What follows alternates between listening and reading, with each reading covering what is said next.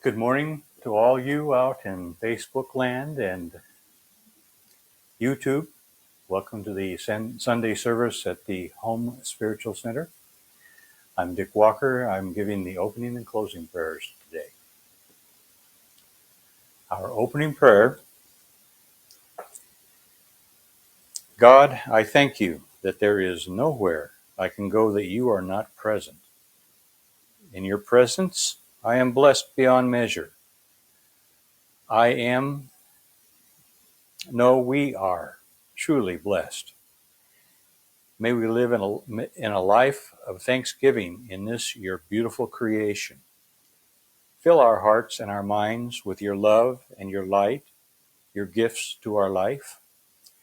With love and compassion in our hearts, we are your miracle. May we express joy when times are testing our mettle. May we be in your strength when times are hard. May our love and your peace that is overflowing heal our world. In God and Christ, love and light, and joy in this beautiful morning. It is so. Amen. And now I'll turn the podium over to Reverend Jennifer.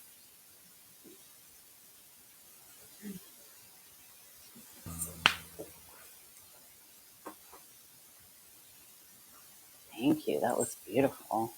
Good morning. Good morning. Good morning. So here in Thank the you. chapel, we listened to Humble Yourself by Francie LaFleur. And I wanted to read a little bit about what she wrote about the song.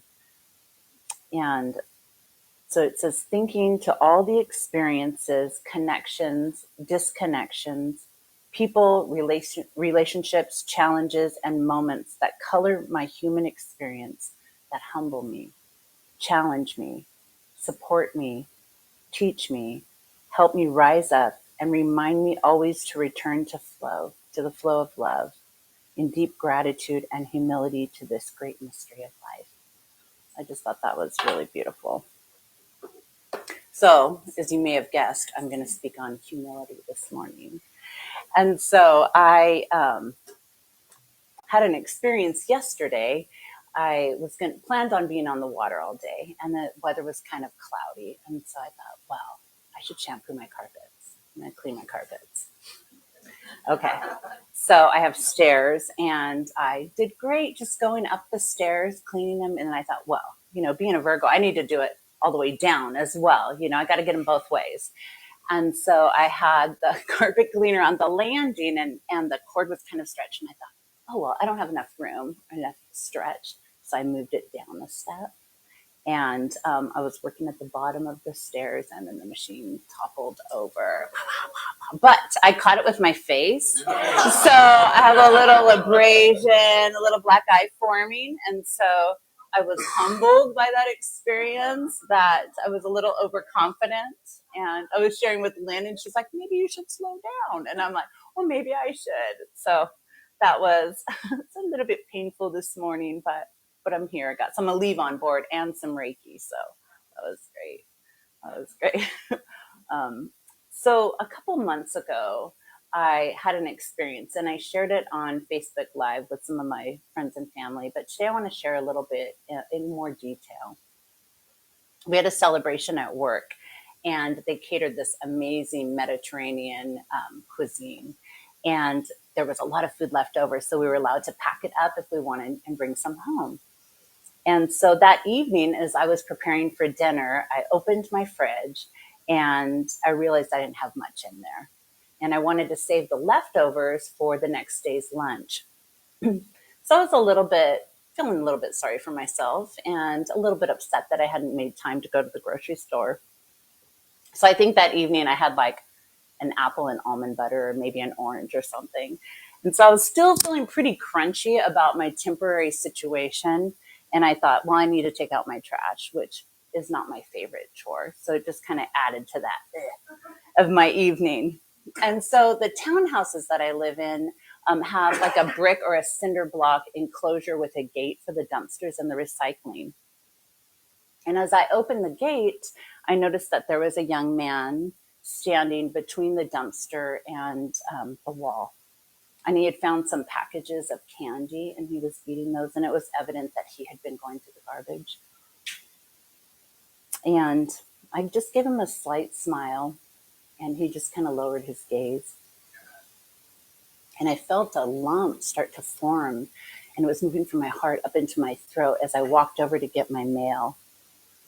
And I didn't make it inside my door before I just burst into tears.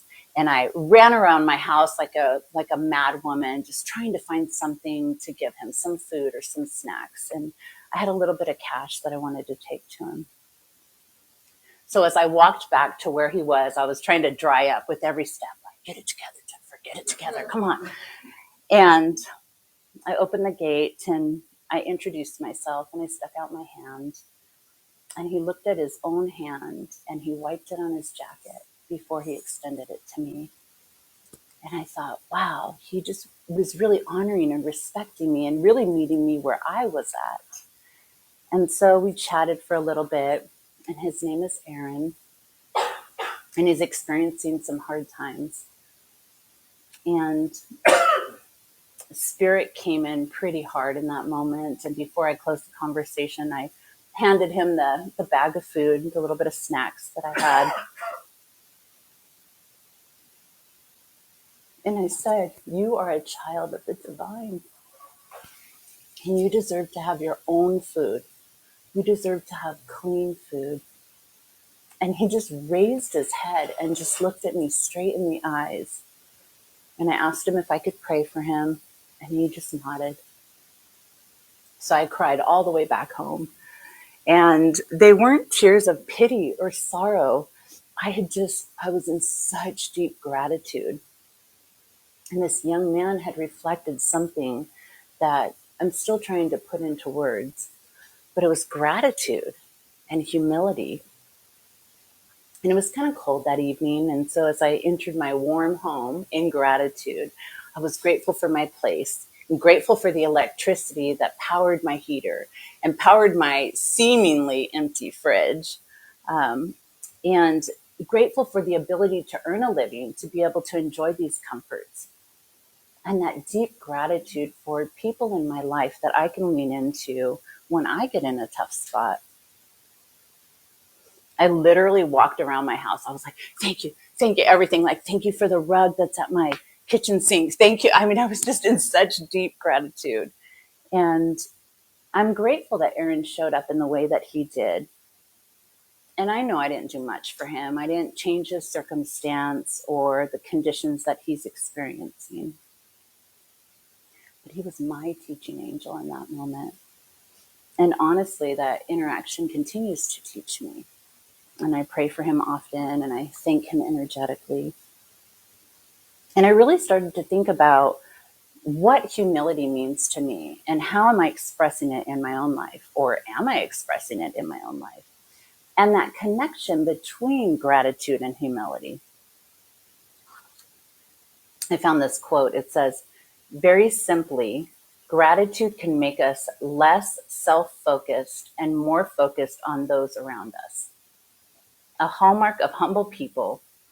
A recent study found that gratitude and humility are mutually reinforcing. Expressing gratitude can induce humility in us, and humble people have a greater capacity for conveying gratitude. And I love this because it helped me understand that connection, or that those feelings that I was having around my experience. And often humility is thought of as being courteous or modest, or maybe it's confused with passivity or weakness, with a bowed head or being timid or lacking confidence. And I had my own ideas about what being humble meant, and from the teachings of growing up and those kinds of things, until I really started to study and research it. And I love the slogan, or one of the slogans or the mottos from AA, Alcoholics Anonymous. The challenge is not thinking less of yourself, but thinking of yourself less often. And humility can mean not putting yourself either above or below others, but not thinking about your position on a scale. So seeing the divinity in everything and everyone. and seeing our actions and our abilities no greater or no lesser than they really are. An attitude of spiritual modesty that comes from understanding our place in the larger order of things, not taking our successes or our failures or our desires too seriously. So humility can be understood as a character strength and an essential component of moral character. And it's manifested in empathy and being modest and respecting and acknowledging others at a deeper level, and accurately understanding as well as owning our own limitations, like not being on the stairs and trying to do that. That's my limitation, and I'm owning it. When we look at this from this perspective, humility can be viewed as the opposite of arrogance or pride or that inflated sense of self. And it's based on a fundamentally compassionate and caring attitude towards others. It's not all about admitting our shortcomings, but actively seeking to overcome them. And I'd like to share a little bit from a book called Sometimes You Win and Sometimes You Learn. And it tells the difference between those that fail forward and those that start to go on a downward spiral. And the difference between these are it's on the inside. It's the spirit of the individual. Those that profit from adversity possess a spirit of humility, and then are therefore inclined to make the necessary changes needed to learn from their mistakes, their failures, or their losses. They stand in stark contrast to prideful people who are unwilling to allow adversity to be their teacher, and as a result, they fail to learn. So if we allow pride to impact us in this way, we can start to blame others. Maybe we're closed-minded, or maybe we're rigid. Maybe we start to deny those obvious truths. We can start to isolate, or maybe we are isolated from others. And all of these things can inhibit our growth. So if we move past the arrogance and work towards humility, that's when we become the best versions of ourselves. So humility has been a core value in many ancient and ethical and theological frameworks. So the teachings of Jesus Christ about humility are really powerful. The way that he lived his life, absent of pride and arrogance and vanity. He was born into the humblest of circumstances, and the first visitors after his birth were humble shepherds. And as he began to perform miracles in Galilee, he, kind of became a little famous. And he was famous in the region, and people sought him for healing. They came looking for him. And he said to the sick and the afflicted, "Thy faith have made thee whole," really emphasizing the role of the healer rather than the healed rather than the healer. Jesus cultivated humility through his service. He demonstrated this when he knelt and washed the feet of the apostles. "Know ye what I have done?" he asked.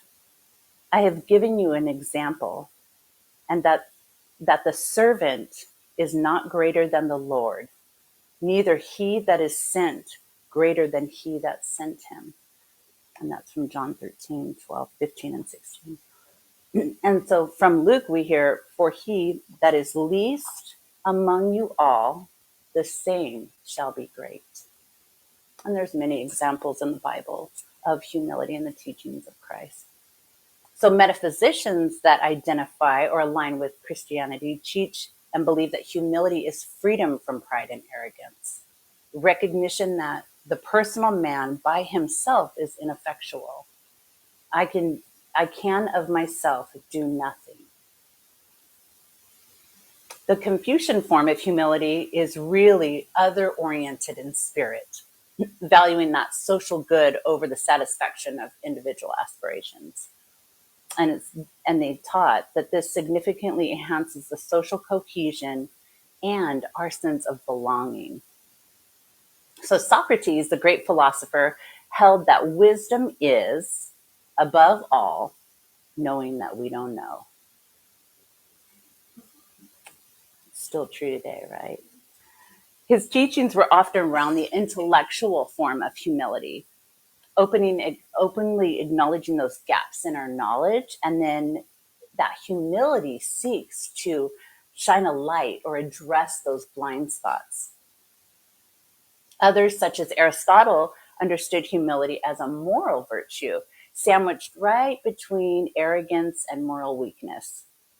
And like Socrates, he saw that humility must include accurate self-knowledge and a generous acknowledgement of the qualities of others so that we avoid distortion. So from a psychological perspective, humility at a very basic level relates to the degree to which we promote and value our interests above others. It involves seeing ourselves accurately, not thinking of ourselves more highly or lowly than is appropriate. So maybe humility comes easy for some of you, but in my experience, it needs to be learned. I'm learning. And we can strengthen our humility by being around other people, humble people, and by consciously acknowledging or deciding that maybe we're not number one. Developing that humility or that sincere humility, it doesn't happen overnight, but it can happen with diligence and with faith. Being authentic and humble makes those around us feel comfortable. Humble people are not defensive and do not attempt to impose themselves or their ideas, their beliefs, their opinions on others. They know how to recognize their own errors, ask for forgiveness, look for help, and then acknowledge their mistakes. So how can we practice humility? First, we can begin by authentically looking and understanding our own strengths and weaknesses. Then we own our limitations or our imperfections, which allows us to no longer waste any time or any energy trying to hide them from others.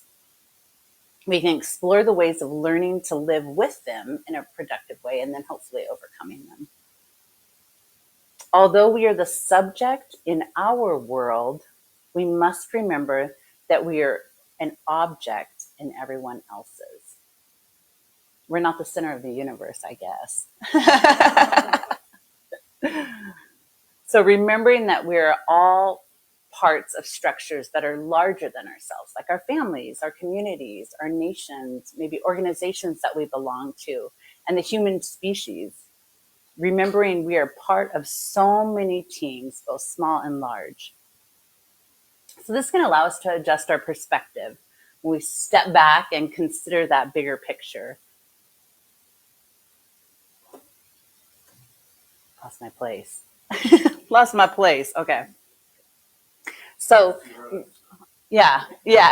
Just be humble, Jennifer. Acknowledge your mistakes and your limitations. There we go.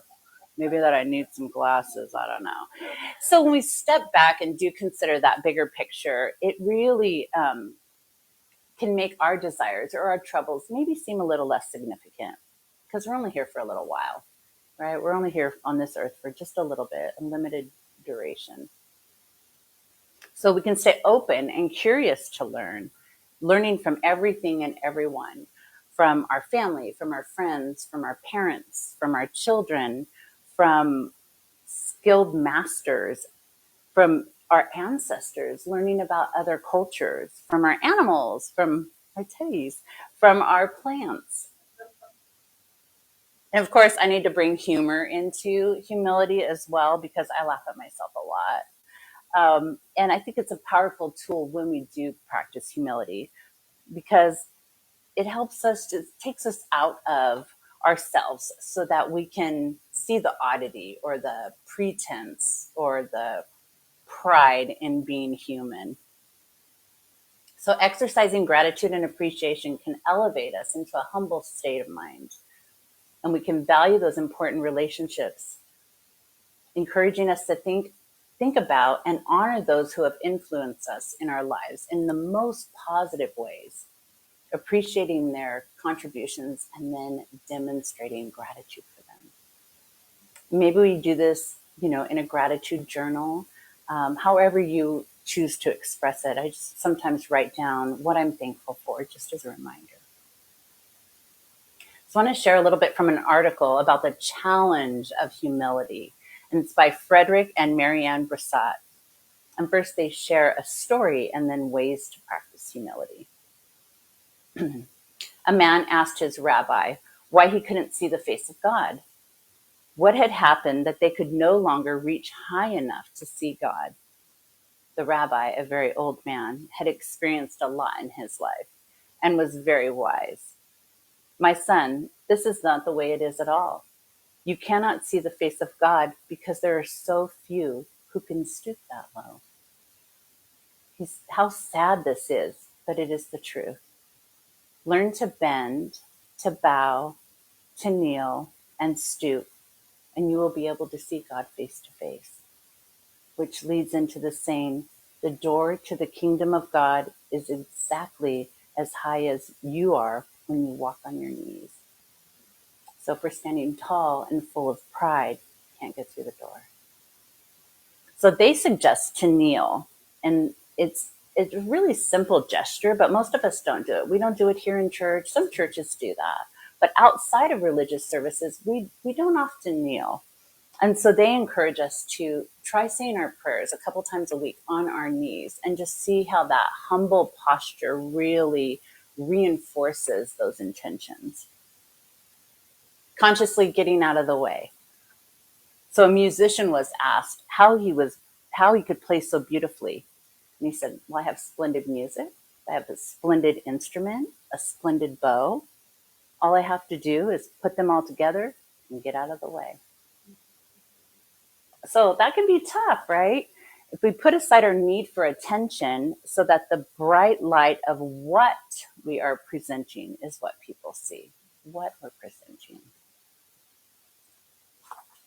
Not making a fuss over fame or failure.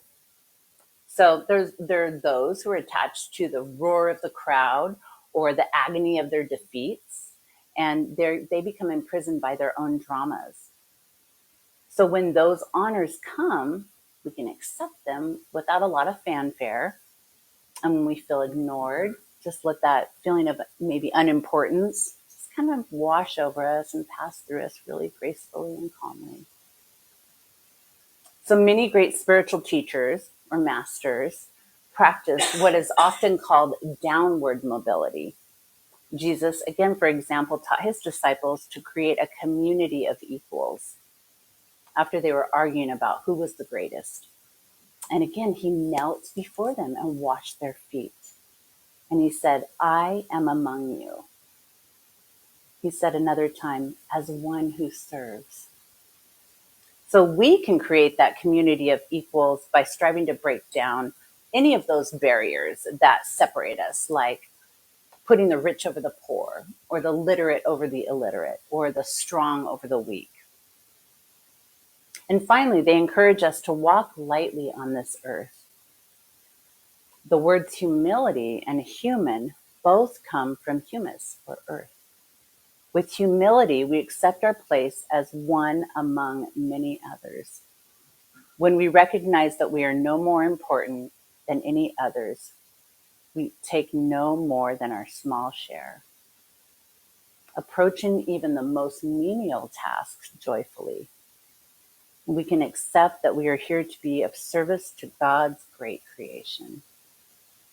I'd like to close with a quote from Mother Teresa. Humility is the mother of all virtues, purity, charity, and obedience. It is in being humble that our love becomes real, devoted, and ardent. If you are humble, nothing will touch you, neither praise nor disgrace, because you know what you are. If you are blamed, you will not be discouraged. If they call you a saint, you will not put yourself on a pedestal. So I love that. I love that. I'd like to lead us into a little meditation. And this is a meditation from Robert Strock. So just get yourself, start to ground yourself in your seats, maybe with your feet on the floor. And taking a nice deep breath, maybe closing your eyes.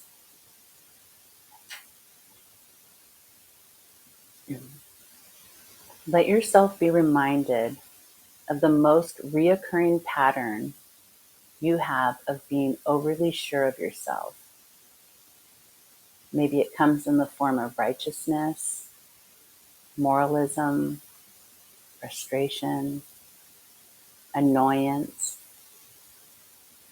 But it's a time when you're in a great deal of pain, perhaps without realizing it, because you are so sure that you deserve something, that you have been wronged, that you are right about something. And you're looking for those times when they're quite difficult. And in these times, more than ever, we need to find a source of humility to balance the overconfidence, the over righteousness of where we are. And when these times are happening and are most difficult and are our most difficult, may we remember to humble ourselves and ask for guidance and a gentler heart. And notice as we make the transition from righteousness to this request, to this asking, there's a feeling of a gap because on one hand, we feel really mistreated. And on the other hand, we're having to vacate our ego and our righteousness. We're having to recognize that we have closed our heart. We've closed our intelligence and that we may need help. And see if you can give the benefit of the doubt to that part of you that wants to ask for guidance and a gentler heart.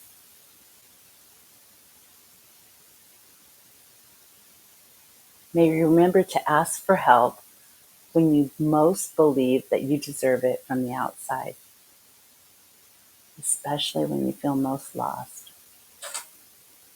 May you ask for this quality of humility and notice whether the one that is asking is doing it in a tone where it really is softening and opening, not contracting its muscles. And see if we can let go, even for a few moments, of our entitlements or demands, and just recognize that our greatest relief from suffering is going to be letting go and opening to this quality of asking, the quality of humility. We can give ourselves a little prayer. May I open myself to be receptive in my heart as much as possible.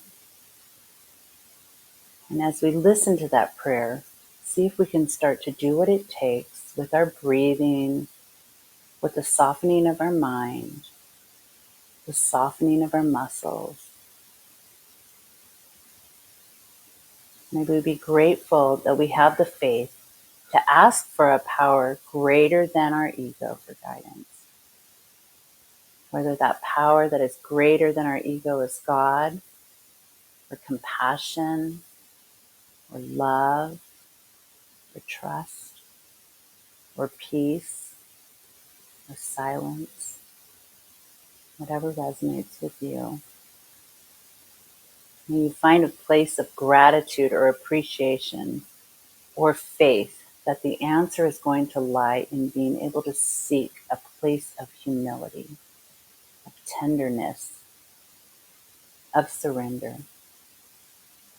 May we let go into the ways things are without having to change them, and no matter what the conditions we find ourselves in.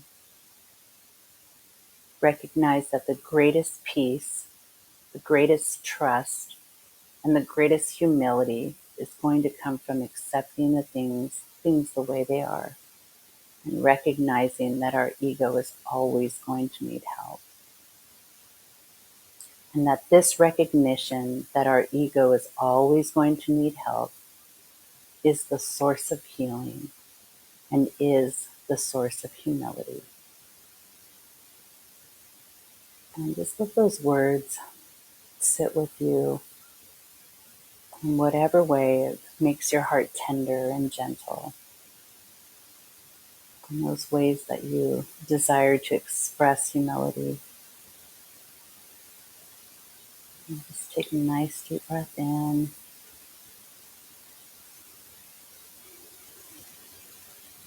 And just bringing yourself back and opening your eyes when you're ready.